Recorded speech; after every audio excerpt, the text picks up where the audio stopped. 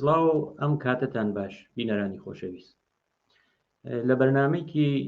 تری تەندروستی هاتووینەتەوە خزمەتتان بابەتێک بە ناوی جەڵدەی دڵ و چۆنیەتی کومەکگەر یا یارمەتیگەرێکی سەرەتایی یا کومەکگەرێکی ئەوەڵیەکە بۆ ئەم حاڵەتە دێت. طبق ئامارێکە لە ئێرانە بڵاو بووەتەوە لە هەر 100,000 مەرگ و میرێکە ڕوو ئەدات تقریبان 1/4 ئەو مەرگ و میرانە هۆکارەکەی دڵ و نەخۆشینەکانی دڵە کە لە ناو نەخۆشینەکانی دڵیش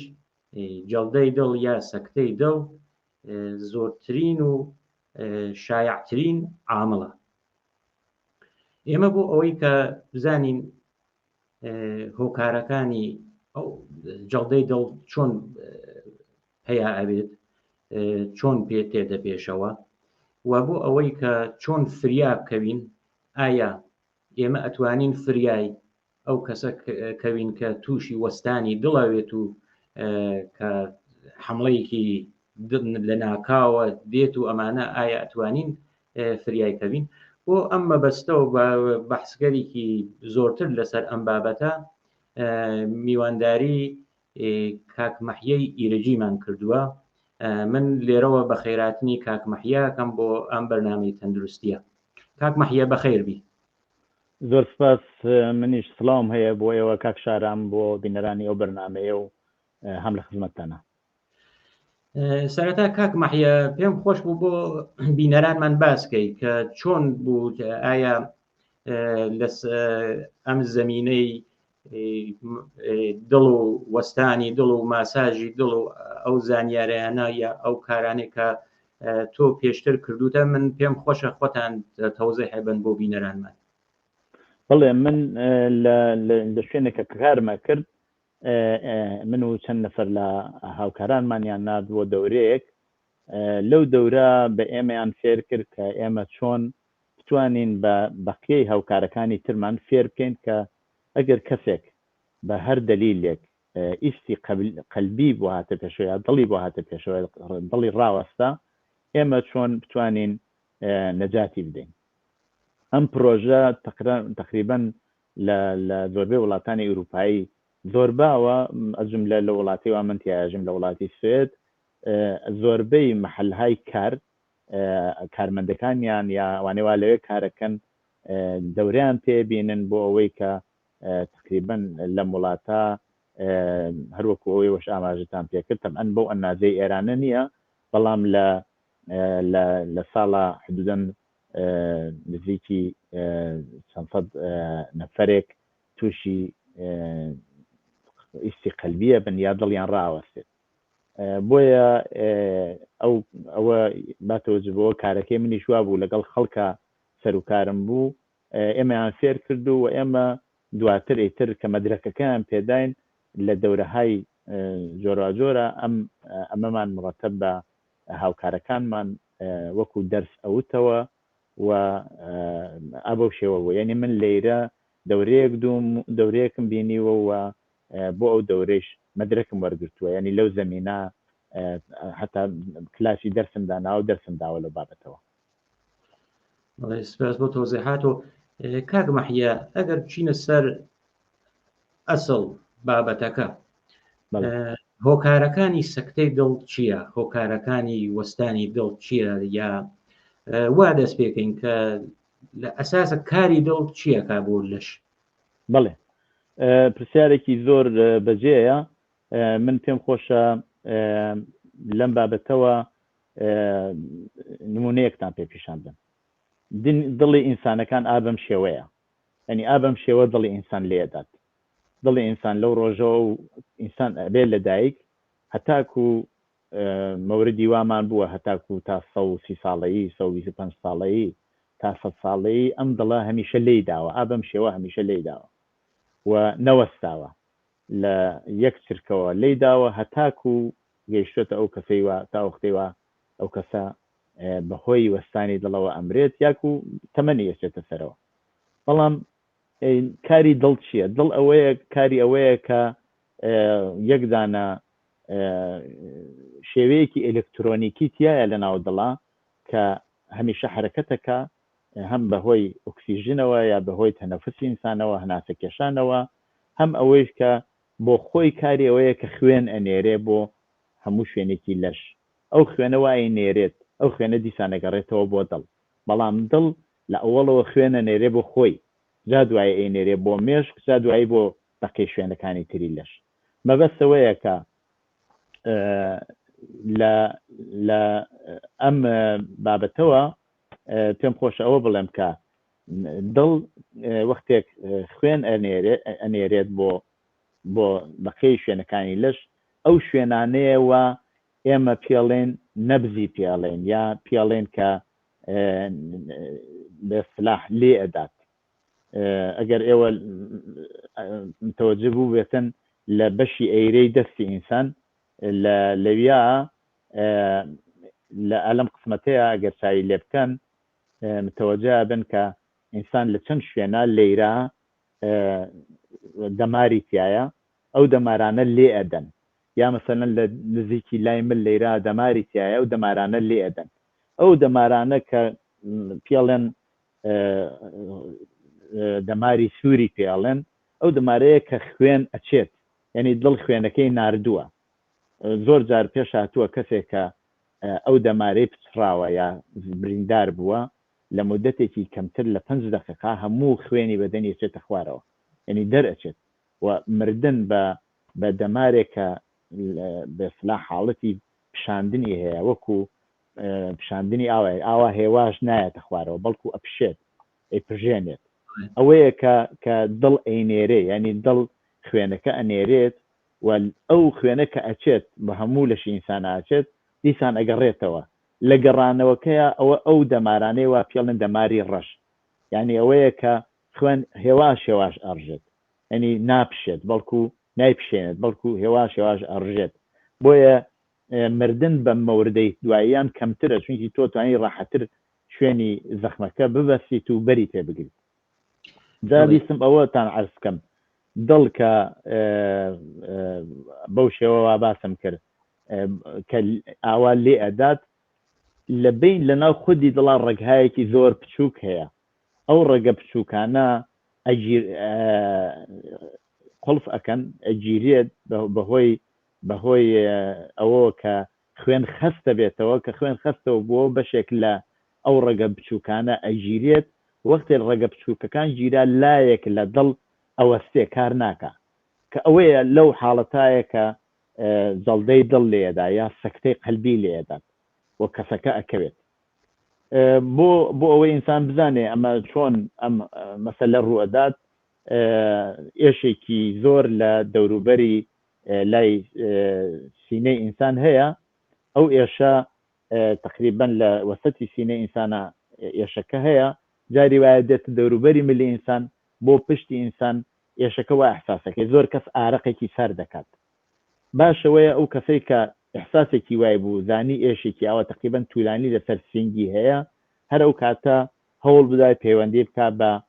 ئامبڵانسەوە نازانم لە وڵاتی لە ئێران ئەلبەتە توانین پەیدای بکەین لە ئێران شمارەی ئورژانس چەندێکە شمارەی ئورژانسی ئێران 150 بڵێ شمارەی ئورژانس لە ئێران 150ەیە معنای ئەوەیە کە ئەو کاتە زەنگ لێدێ بۆ 150 و ئامبڵانس قاعدەتەن ئەبێ لە فاصلەی بینی ئەوەتە بەستگی بە دووری شوێنەکە هەیە ئەگەر کەسێک لە شوێنێکی دوور بێت طبعا ئامبڵانس درەنگتر بێ ئەگەر لە ناوشار یا لە شوێنێکی نزیکتر بێ ئامبڵانس شاید زووتر بێ بەڵام پێش لەوەی ئامبڵانس بێ ئەبێت تۆ فێر بیت کە چۆن ئەو کەسە نەجات بدەیت ئەوە بەرنامەی ئەوڕۆمان لەسەرەوەیە کە ئێمە ئەبێ هەوڵ بدەین فێر بین کە چۆن کەس نەجات بدەین بەڵام هەر لەم بابەتەوە پێم خۆشە مەسەلەیەکتان عەرز بکەم ئەویشەوەیە کە چ کەسانێک جەرگڵەی دڵ لێیان نەدات ئەوە بەپێی ئامار و بەپێی تاقیقاتێک کراوە ئەوانەی وا کلۆسترۆلی خوێنیان لەسەرەوەیە ئەو کەسانە لەناو ئەوانە چونکی چۆری خوێنیان لەسەرەوەیە جەڵدەی دڵ لەنا ئەو کەسانە هێزگار بەرچاوە و یاکو مەسەلەن ئەو کەسانەی کە وەزنی زۆریان هەیە یعنی چۆری وەزنی زۆریان هەیە جەڵدەی دڵ لەنا ئەو کەسانە زۆرە یاکو باسی وایە کرێتەڵێ ئەو کەسانەی کە تەماکۆ یا سیگارە کێشن یا بە شکلهای مختلفەکەی تەماکۆ ئێستا یایسە بە شێوەی قلیانە نازان سیگارە هەر شوێک لە تەماکۆ ئێستفاداکەن جەڵدەی دڵ لەنا ئەوانە ئیزافیە زۆرترە یا وەکو ئەوانەی کە مەشروباتی ئەلکولی مەصرفەکەن ئەلکول و تەماکۆ و چۆری بەدەن و وەزنی سەنگین و ئەوانە نمونەهایەکن بۆ ئەوەی کە ئینسانەکان زۆرتر تووشی جەڵدەی دڵە بن لەگەڵ کەسانێکە کە تقریبا ئەو سیگار ناکێشن مەسەلەن مەشروب ناخۆن مەشروباتی ئەلکولی ناخۆن یاکو ئەوەی کە وەزنیان زۆر لە سەرۆنی ئەوانەی وا وەرزشەکەن و مرتب وەرزشیان کردە پیادە ڕێویەکەن و بە شکلێکی مرتب خەریکی وەرزشکردن جەڵدەی دڵ لەنایانە کەمە بەڵام غێرز ئەوانە مەوردێکی هەیە کە سەبەبیە لە ئینسانەوە پێیگات ینی بە شکلی ئرسی پێیگات ئەمە ئەکرێت کەسەکە سیگاریش نەبێت مەشروب نەخوات یا وەزنیشی لەسەرەوە نەبێت کولسترۆلی خۆشی خوێنیشی لەسەرەوە نەبێت بەڵام هەر جەڵدەی دڵ لێبدا بۆ ئەوەیە معمولەن دکتۆر پرسیاریەوە کە ئەڵێ کە ئایا ئێوە لە خانەوادەتانە کەسی وای اتفاقی وا کەوتووە جا باشەوەیە ئەو کەسانەی کە لە ناو بنەماڵەیانە شتی و کەسانی یەکیان هەیە کە سەکتەی قەلبی لە ناویانە باو بووە باشەوەیە کە ساڵیانە بچن بۆ کۆنتڕۆلی قەلبیانەکەن و نەواری قەلبیانەگرن و ویا حتا ئەکرێ زۆر لەوەیش باشتر بێ کە دەرمانێکە ئیکەنە ناو دەمارەکەیانەوە و لە ناو ئەچنە ناو بێسلاح ژێر دەستگای لەوێ ئەتوانن حتا ئەو ڕێگە باریکانەی دڵیشیان ببینن کە شاید گیرا بێت یا بۆ شێوە پس مەبەستەوەیە کە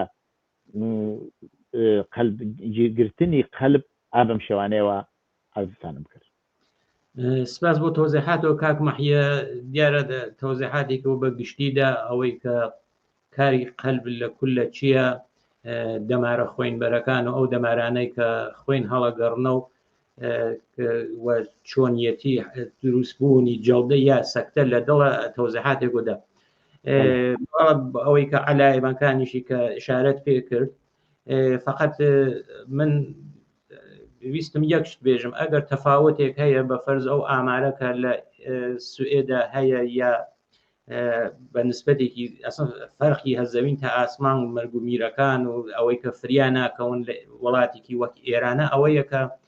شاید ئەو فریاکەوتنە بە فەرز لە وڵاتێکی وەک سوئێدا ئەگەر تەلەفۆنکەی بۆ ئامبولانسەکە ئەو پەڕی دەدێقە چارەکێکە کە ئەو ئامبولانسە تێ فریاتەکەوێت بەڵام بەداخەوە ئەو ئیمکاناتە بە هۆی مدیریەتێکی غەڵەتەوە بە هۆی ئەوەی کە ئەو مەسئول و کاربەدەسە گوێ لێ نادەن و ئەوەیش خەڵکەکە خۆی ئەزانێت یعنی ئەوەی کە کارێکە ئەبێ ئامبولانسێ بیکە زۆرترین لە وڵاتێکی وەک ئێرانە خەڵکەکە ئەیکەن یعنی ئەو کەسێک تووشی وەستانی دڵەوێت ئەزانێت کەسەکە لە ئیسکای فۆریەتەکانە جواب بداتەوە سەریع کە ئامبولانس بدێرێت ومانە ئەوانە خۆیان دینەکەن و طبق بەڕاستیکیش کە کریاکە یەک دقیقە ئەگەر کارێ بۆ ئەو ئینسانە نەکەی تقریبا لە سەدەدا بەرەو شانسی زیندومانی کەمەوێتەوە ئیسا ئێمە تووشی حاڵەتێکی وا ئەبین کەسێک کە تووشی وەستانی دڵ بووگە ئەو حاڵەتە ئەیشەکەی بۆ هاتووە غەشەکە لە سەر خۆیە چێ چەکردن ئێمە ئەبێ لە حاڵ لە یەکەم هەنگاوە بۆ ئەوەی کە بتانین ژیانی ئەو یەک نەفەرە بپارێزین و بتانین کومەکی بکەین یارمەتیکی بین هەڵگەڕێتەوە بەرەو ژیانەوە و بەرەو ژیان ئەبێت چی بکەین بڵێ ئەڵێن بە پێی هەموو ئامارەکان و باسیەوەکەن ئەڵێن زووترین فریاکەوتن شانسی نەجاتبوونی ئەو کەسە هێزگار زیاترە یعنی معنایەوەیە کە تۆ لەو دقیقەوە کە ئەبینی کەسەکە کەوت ئەبێ لەو دقیقەوە دەستی پێ بکەی ینی یەک دانە چرکە یەک دقیقە درەنگتر ینی زیاتر شانسی ئەو کەسە کەمترە بێتەوە یەک چرکە ینی یەک سانیە ئەبێ بە 1 دقیقه عمری ئەو کەسە احتمالیان لە دەستدا جا حسابی کە 5 دقیقه ئەبێ بچنێت بۆیە ئەوەندە مهمە کە تۆ لە ئەوڵین دقیقه وەختی ئەو کەسە بینیت ئەبێ دەستکەی بەو حرکاتی و ئێستا ئێمە چینە سەری و باسی بکەین و چۆن ئەتوانی تۆ تەشخیص بدەی ئەو کەسە سەکتەی قەلبی کردووە مهمترین شت ئەوەیە کە من لەم هیوادارم ئەگەر ئەکسەکەی هات پێم بڵێن ئەوە هاتووە بە فقط من بینەران بزانم بینەران ئەیبینن یا نا مهمترین شت ئەوەیە کە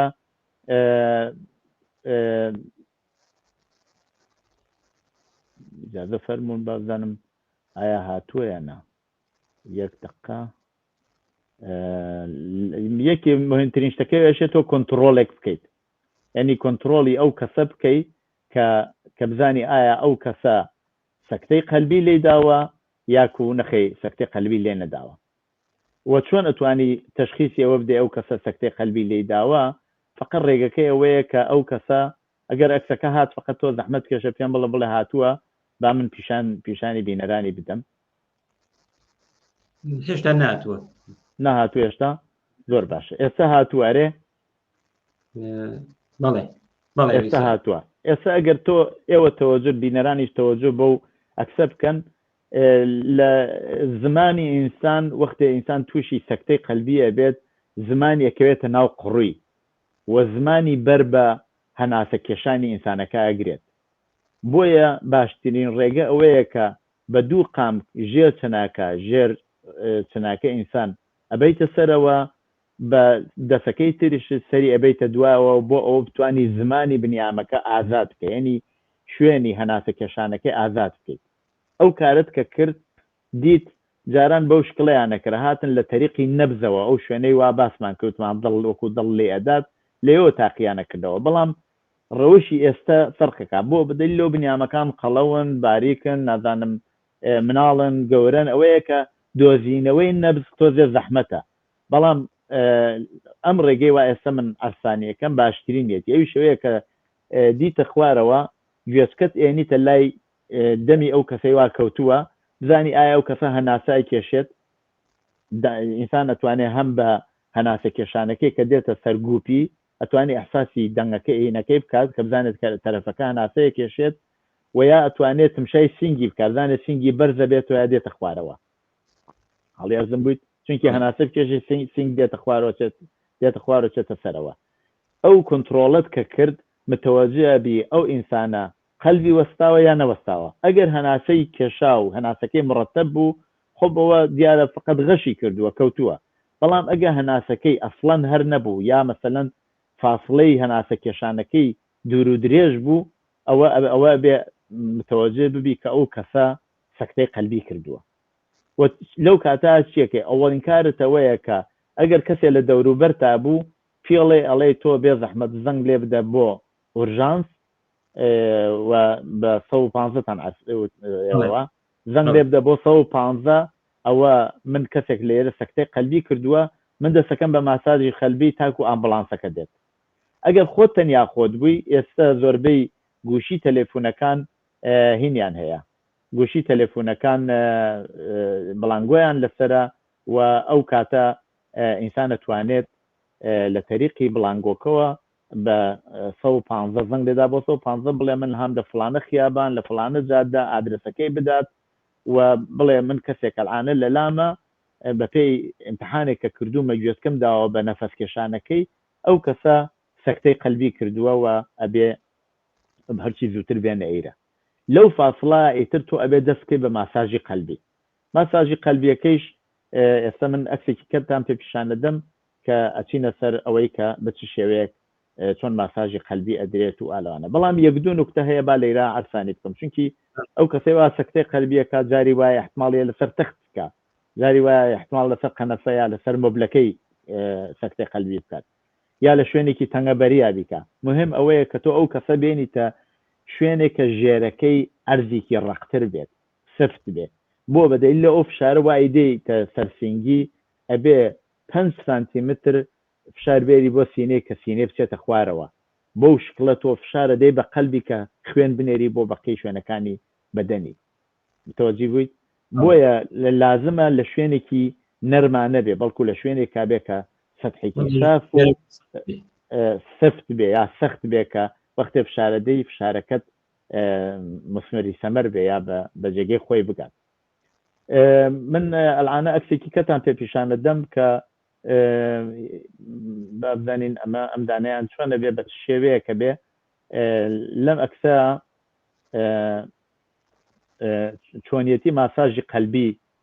نیشانەدات، ینی بە چ شوێنێک لە دڵ هەیە کە ئەبێ هین بکرێت، ئەبێ ماساژ بدرێت. ئەویش ئەمەیە کە هیوادار مەگەر هات پێم بڵێ کە ئەوە ئەکسەکەی هاتووە با من بیبینم. هاتووە وانە؟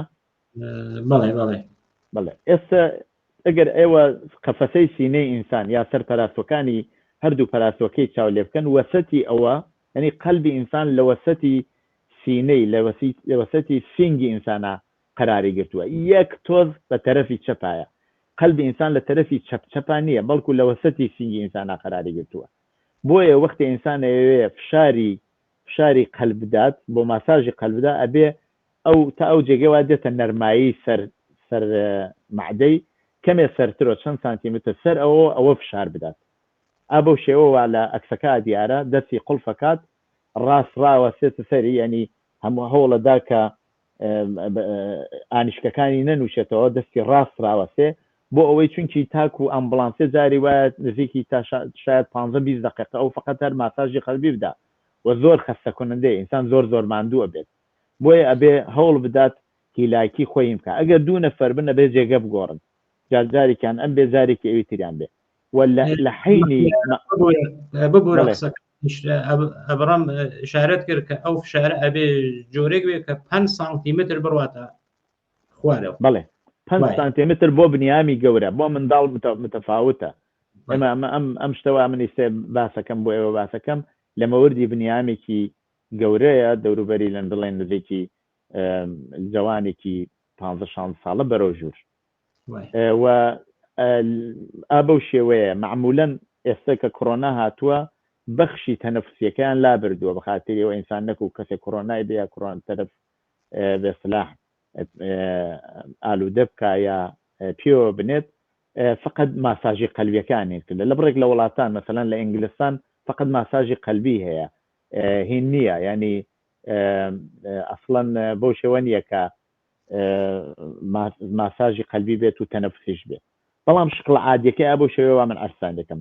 30 جار بە شێوەیەکی مرتب بەو شێوەیە وا دڵ لێدات، یعنی ئینسان ئەبێ هەوڵ بدا منەزەم بێ، نابێت تونتون ماساژی قەلبی بدەیت، نابێ هێواشش بیدەیت، یعنی ئەشێت تقریبان بەو شێوەی وا دڵ ئینسان لێدا ئەوە بەو شێوە تۆ ماساژی قەلبی دەیت، فشارە دەیتە سەر قەلبی سەر سینەی ئینسانەکە، فشاری بۆ ئێریت کە فشاردا ئەبێ هەوڵ بدەیت وەها بێت کە تقریبان 5 سانتیمتر بچێتە خوارەوە و کاری تۆ ئەوەیە کە فشارێری بۆ دڵ و خوێن ئەنێری بۆ بەقی شوێنەکانی تری بەدەن. کەسێکی تریش کە لەوەیە هەر لەو ئەکسەی پێشوا پیشاندا کۆنتترۆڵی ئەکات سەری ئینسانەکە خاتە دواوە بۆ زوانی بەر هەناسە کێشانی نەگرێ، هەمیشەش گوێ ئەدات کۆنتترۆلێکا بدانێ ئایا تەرەفەکە هەناسەی هاتوتەوە یانە. ئەگەر هەناسەی هاتەوە ماساژی قەلبیەکە قەت ئەکرێت و هەوڵە درێت کە ئەو کەسە دوایی پێتان ئەڵێم بە شێوەیەکی لاشانە پاڵەخرێت کە ئەگەر ڕشاوە یا ئاوێک لە دەمیا بوو جاری وایە کەسەکە شاید لە وەختی خنکاندن ناکەوتێتە نا ئابێتە دەرەشە و ئاوەی ناو دەمی بڕژێتە خوارەوە بە شێوەی لاشان پاڵێخەیە کە پێڵێن لاشانێکی متمەین یا ئاسوودە تاکو ئەمبڵانس بێت. ئەمە وەختێکە کە ئەمە هیچ وەسیلەیەکی ترمان لەبەردەستان نیە، فقط خۆمانین یا هاوڕەیەکمان یا کەسێک لە لامانەوە بە یەکەوە ماساژی قەلبیەکە دێت. ماساژی قەلبیەکە 30 دانە ئەوەیە لوتی ئینسانەکە ئەگری، چونکی هەناسە ئینسان هەم لە لوتەوە هەم لە دەمەوە تێپەڕە بێ، ئەبێ لوتی بگریت جوان دەم بکەیتەوە فوو بکەی بەناو دەمیا 2 جار، یعنی 2 جار فوو بکەی بە دەمیا 30 جاریش سینەی فشار بدەیت. بەو شێوەوە باسم کرد. ئەمە هەر ئیدامە ئادێ. بەڵام ئەگەر بە هەر دەلیلەی کەسەکە خوێن لە دەمی هاتووە ڕشاوەتەوە ئینسان ناوێرێ ئەڵێ نەکوونە خۆشینێکی ڤیۆ بە هەر ماساژی قەلبیەکە بۆ خۆی زۆر یارمەتی ئەدا کە بتوانی کەسەکە نەجات بدەیت. بەپێی ئامار ئەڵێ ئەو کەسەی وا لە بیدایەتەوە ماساژی قەلبی وەرگرتووە میزانی زیندوبوونەوەی زۆر زیاترە لەگەڵ ئەوەی کە زۆر درەنگتر وەریگرتووە. یەک نمونە لە وڵاتی سوێد کوڕێکی گەنجی 25-26 ساڵە دوای 90 دقیقە هەر توانی زیینو بمێنێتەوە بۆ لە شوێنێکی وەردشی کە خەریب وەردشی کرد لە ساڵۆنێکا خەریکی وەردشکردن بوو تۆزی سەرماخوردەگیە بێ وەردشەکە خۆی ئەڵێ لە بیرم نایە بەڵام شانسی ئەوە بوو هەم پۆلیسێک و هەم پەرستارێکی ئەوانیش وەردشەکەن کە ئەزانن ئەکەوێ هەر لەو دقیقەی ئەوڵەوە ماساژی قەلبی ئەدەن دوای ئەوەش دەستگایە کێرن کە ئێستا من باسی ئەو دەستگایشتان بۆ ئەەکەم و تا من باسی ئەو دەستگاکەم هەم لە خزمەتان ئاگە پرسیارێک بەڵێ من هەر گەرەکم باسی ئەو دەستگا بکەین ئەو دەستگا ئیسە لەو وڵاتێکی وەک سوێدە لە فروشکاکانە هەیە لە ناو وەسایلی نەقلیە عمومیە هەیە لە زۆربەی شوێنەکانە لە مەدرسەکانە هەیە کاری ئەو دەستگا چییە؟ من ئەو تاوجێگە ئەزانم حتا لە ناو بازە لە ئامبولانسەکانیش حتا ئەو دەستگانیە لە ئێرانە یانێ ئەبێ بەسەندە کردێ بە و ماساژ قەلبیە ئەو کاری ئەو ئلکترۆشوکەیە ئەو دەستگا چییە کات لە چه حاڵەتێکی ئەگەر ئێمە ئەتوانین بەکاری بووین ئەگەر لە بەردەسە بوو بڵێ ئەو ئلکترۆشۆکە کە زۆریش مطمئنە ئەلبەتە تەسویرەکە امیدوارم هاتبێت هاتووە بەڵێ بەڵێ وسەهات ئەو دەستگایەوە لە کەناری ئەو بنیامەوەی بینین ئەوە زۆر مطمئنە یعنی بێسلاح ئینسانە بێ زۆر ئیتمینانی پێ بکات بۆ بە دەلیلی ئەوەی کە ئەو بۆ خۆی بڵانگۆیەکی دەسەرە لەسەر ئەو بڵانگۆ یامەکەبەرە لەسەر ئەو بڵانگۆ دەنگێک باسەکات و پێتەڵێ چی بکەیت و تۆش ئەبێ متابقی ئەو عمل بکەیت ئەگەر دوو نەفەر بن خۆب دانەیەک هەر ماساژی قەلبیەدا دانەیەکیش دەستگاکە ڕۆشنەکات و بە پێی ئەو ڕێنویانانەی وا خودی ئەو دەستگاڵێ ئەچێتە پێشەوە معنای ئەوەیە کە دەستگاکە پێتەڵێ چی بکەیت دەستگاکە ئەڵێ کە سینەی تەرەفەکە بکەوە یعنی لیباسەکانی قسمەتی باڵاتەنەی دەربێرە قسمەتی سەرەوەی بنیامەکان بکەرەوە با ڕوت بێت وەختی ئەوەی پێوتی دوایی ئەڵێ دوو دانە شت هەیە ئەگەر لە ناو ئەکسەکابی بینن چەسپاندراوە بە قسمەتی ڕاستی ئینسانەوە و ژێر قەفەسەی سینەی یا ژێر پەراسۆکانی چەپی فەرق ناکا کامیان لە کامیانە بێ بەڵام لە ناو خودی ئەو شوێنە ئەکسەکەی کێشاوە کامیان لەسەرەوە بێ کامیان لە خوارەوە بێ دوایەوە ئەو دەستگایە ئەو جیهازە بە ئێمە ئەڵێ کە تەکەنە دواوە هیچ کەس ئەو کەسە دەستی لێ نەدا تاکو بۆ ئەوە بە شکڵێکی ئلکترۆنیکی ئەوێ زەرەبانی قەلبی ئەو کەسەی وا سەکتەی قەلبی کردووە بێتە دەستی ئایا ئەو کەسە ماوە یان نەماوە بۆ ئەڵێ دەستی لێمەدەن بۆ ئەگە تۆ دەستی لێ دێت چونکی شتەکە ئلکترۆنیکی احتماڵن زەرەبانی قەلبی ئەو کەسانەوە دەستی لێدەن سەبت بکە بەڵام ئەگە هەموو کەسێت تەکاتە دواوە بڵێ دەستی لێمەدەن ئەو کاتە تۆ فقەتینی ئەو کەسەوە سەکتەی قەلبیەکەی کردووە سەبتەکە دوایە پێتەڵێ ئەڵێ دوگمەیەکی تایە سووری تایە ئەڵێ دەست بنە بەو دوگما بۆ شوکی قەلبیەکەی لێ بدەیت شوکی قەلبیەکەت کە لێدا ینی ئەو برقیەکە کە لێدا تقریبا نزوکی 250 وات برقەچێ بۆ ئینسانە بەڵام ئەو کاتێشەشێ دیسان تۆ هەر بە خەڵک بڵێ هیچ کەسێ لە دەورێتی کەس دەسی لێ نەدا بۆ چونکی برقەکەیشە چێتە ناو کەسانی تر چونکی ئینتقال پێیاکات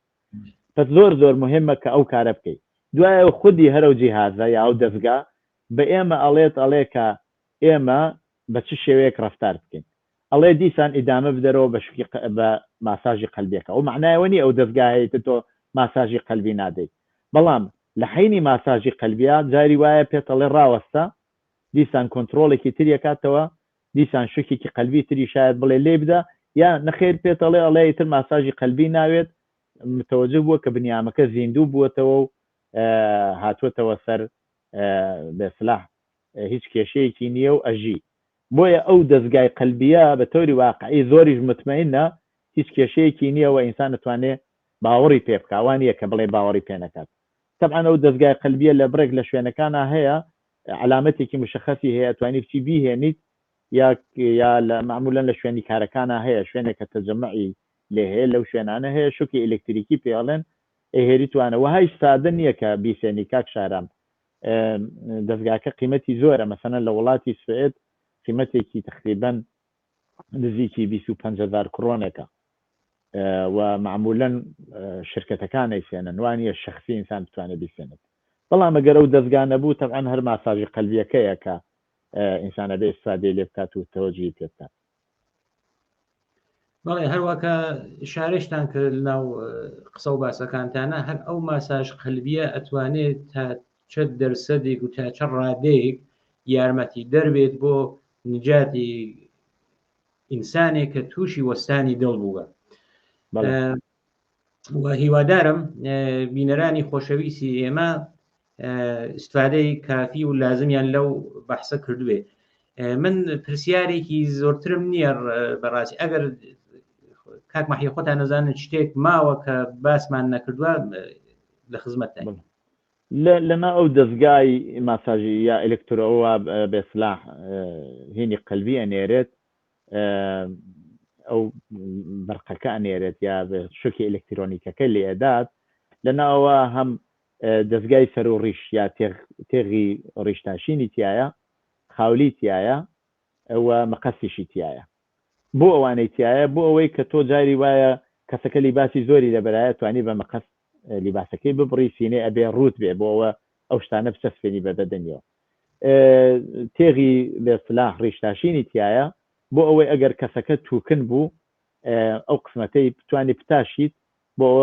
ئەو دوو شتەوە ئەچەسپێتە شێ جوان بچەسپێوان نەبێ ژێرەکەی هەوای تیاابێ یا گرجاری وایە کەسەکە زۆر ئارەقی کردووە یا لە ناو ئاوەی هێرنە دەرەوە تۆ بۆ خاولیە وشکەکەیتەوە. مەوردێک بڵێم لە مەوردی ژنانەوە ژنان بێسلاح کورستیان هەیە یا کورستی ژنان بەشێکی مێڵەیەکی ئاسنی فلزی لەژێر کۆسێتەکانی ئەشی ئەوە حتمما لا بچێ بۆ بە دەلیلی ئەوە خودی ئەو مێڵەی فلزیە ئەتوانێ شوکی ئەلکتریکەکە بە شێوەیەکی تر منتەقل بدا بۆیە وەختی ئەو ترێ باس کرێ معنایەوەیە ژن و پیاوەوانە ئەبێ هەر سینیان کولەن بەخشی سەرۆی سینان باس کرێت. مەسەلەیەکی تری پێم خۆشی ئیشارە پێ بکەم شەوەیە کە لەو وەختی ماساژدانە احتماڵی هەیە یەکێک لە پەراسۆکان پشکێت چونکی بنیامی لاغر هەیە ئەو کەسەوە ماساژەدا شاید زۆر قەڵەو بێت کەشکا لەوە نەترسێ بڵێ شکا چی لێ بکەم هەر بە ماساژی قەلبەکەی ئیدامە بدات دوای ئەو کەسا توانێت بچێتە لای دکتۆر و پەراسۆی چاک بکاتەوە و مشکلەکە حەلە بێت یاکو مەسەڵەن شاید پرسیارەوە بکرێت دێ باشە ژنێکی حاملە چی بۆ ژنی حاملە شەروەتر احتماڵی هەیە وەختێ ژنێکی حاملە کە سەکتەی قەلبیەکات مناڵەکەیشی یا تفلەکەی لە سکییا بمرێت بەڵام ئەگە تۆ دایکەکە نەجاز دەی ئەتوانی ئەو دایکات توانێت منداڵی تر بە دنیا بێرێت و کێشە نیە بەڵام نابێت لەوە بترسی بڵێ ئەمە حامڵەیە چی لێ بکەم ئەبێ هەر بەو شێوە لەگەڵ ئەویش ڕەفتار بکەیت بۆیە ئەمە زۆر ئەم نوکتانە زۆر مهمە پس یەک کۆنتڕۆڵ دوو زەنگ لێدان بۆ ئۆرژانس یا بۆ ئامبولانس کە 115 لە ئێران و لە وڵاتەکانی لە ئەوروپا گشتی 112 لە ئێران ئێوە فەرموو 115 دوای ئەوە کە ئەو کارەتان کرد دەسەکەن بە ماساژی قەلبی 30 دانە ماساژی قەلبی و 2 دانە تەنەفوسی مەسنوعی تەنەفوسی مەسنوعیەکە بێ لوت بگیرێ و 2 جار تەنەفوس کرێ بەو شێوەی کە سینگ بەرزۆ بێتەوە یعنی سینگی ئینسان بەرزۆ بێتەوە بەو شێوە تۆ تەنەفسەکەکەیت و دیسان 30 جاری ترێکی ئەگەر ناتەوێت تەنەفسی مەسنوعی بدەیت هەناسەی مەسنوعی بدەیت بە ئینسانەکان فوو بکەی بە دەمیا دەی لەو کاتا باشەوەی هەر بە شێوەی ماساژی قەلبیەکە ئیدامەی بدەیت کە تر مەسەلەکە حەل بێت بەس ئەو ماساژ قەلبیە هەر ئیدامە دەرگێت تا ئامبولانس بێت ئەو کەسی چاگەێت ئەگەریش ئەو بێسلاح شتانەوە چەسپاوە بە قسمەتی ڕاست و ژێر پەراسوی قسمەتی چەپیەوە حتا بنیامەکە ئەگەر زین بێسلا خەبەری بووە ینی متەوەجه بووی کە ئێستا هەناسای کێشێت و ئیتر نەجاتی پیا کردووە ئەوانە هەر لێ مێکەرەوە چونکی نابێت لێ بکرێتەوە بە دەلیل لەوە احتماڵی هەیە چەند جار ئینسان سەکتە بکات ینی احتماڵی سەکتە دیسان هەیە دیسان ئەگە سەکتەی کردۆتۆ ئەبێ هەمیشە کۆنتڕۆڵیکەی دەستبنیتە بەر لوتی ئەگەر هەناسە بدات احساسەکەی بای لوتی ئەدا لە دەستت متەوەجە ئەبی کە ئەوە ئەو کەسە زیندووە و هەناسای کێشە بەڵام هەناسەکە بێ مرتب بێ ینی بێسلاح لە 1 دقیقا ئینسان نزیکی 12,000 هەناسە ئەکێشێت تۆجی هەی بەڵام ئەگە ئەو هەناسە توولانی بوو معنایەوەیە کە ئەوە خەتەری سەکتەی قەلبی هەیە. سپاس بۆ بەشداریت کاک مەحیە لەم بەرنامە و هیوادارم بینەرانی خۆشەویستیش استفادە و کەڵکی لازمیان لەم بەرنامە بردوێت و ئەگەر تووشی حاڵەتگەرێکی ناکاو بوون بتوانن تا ئەو نیروی فریاکەوتن و ئورژانسە ئەگاتە بەرەو ئەوان بتوانن یارمەتی ئەو کەسە بن کە تووشی وەستانی دڵ بووگە و شانسی بۆ ژیانی دووبارە پێ بدەنەوە. تا بەرنامەی داهاتوو بینەرانی خۆشەویست ماڵاوایتان لەکەین و تا هەفتەی داهاتوو کات و ساتێکی خۆش بۆ هەموو لایەکتان بە ئاواتەخوازی.